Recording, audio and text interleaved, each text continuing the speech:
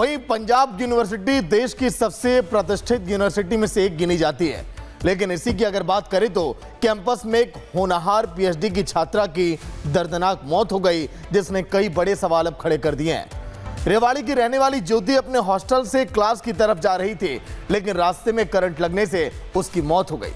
अब मौत कैसे हुई, क्योंकि इसके पहले भी कई बार लापरवाही की शिकायत हो चुकी है। छात्रा की जान चली गई, लेकिन उसके बाद भी अब बदहाल सिस्टम ये मानने के लिए कॉलेज का तैयार नहीं है। देखिए आप।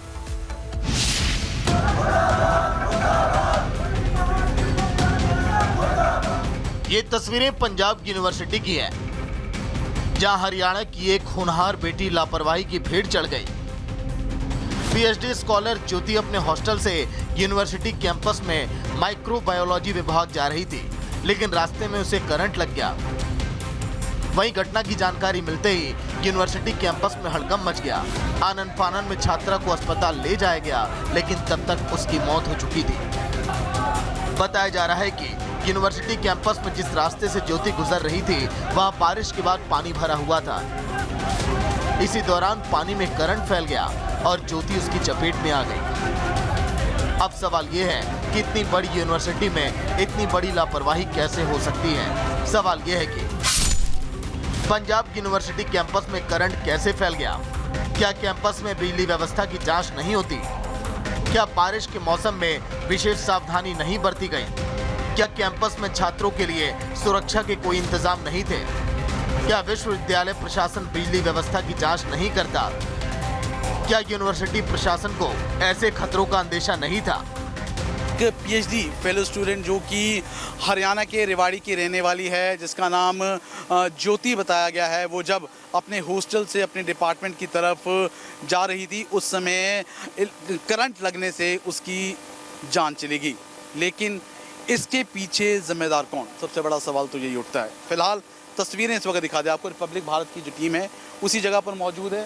ये पूरा एरिया जो इस वक्त आप देख रहे हैं कवर अप किया गया है। यहीं पर जो तारें हैं वो खुली थी और तेज़ बारिश के चलते जब वो इसी रास्ते से अपने डिपार्टमेंट की तरफ जा रही थी तो करंट लगने से उसकी मौत होगी। वहीं इस हादसे के बाद पूरे कैंपस में छात्रों का गुस्सा फूट पड़ा। छात्रों ने यूनिवर्सिटी प्रशासन के खिलाफ मोर्चा खोल दिया। वीसी कार्यालय के बाहर छात्रों ने जोरदार प्रदर्शन किया। वी वांट जस्टिस के नारे लगाए। छात्रों का आरोप है कि कैंपस में पहले भी ऐसे हादसे हो चुके हैं, लेकिन सुरक्षा व्यवस्था को लेकर कोई ठोस कदम नहीं उठाया गया। छात्र जिम्मेदार अधिकारियों पर कार्रवाई की मांग कर रहे हैं। ज्योति नाम की लड़की एक रिसर्च स्कॉलर माइक्रोबायोलॉजी डिपार्टमेंट की, जो सुबह अपने डिपार्टमेंट जा रही थी, उसकी आज मैं कहता हूं हत्या हुई है। ये एक इंस्टीट्यूशनल मर्डर है। इस बात का हमें जस्टिस चाहिए। अकाउंटेबिलिटी की बात होती है, कहाँ है?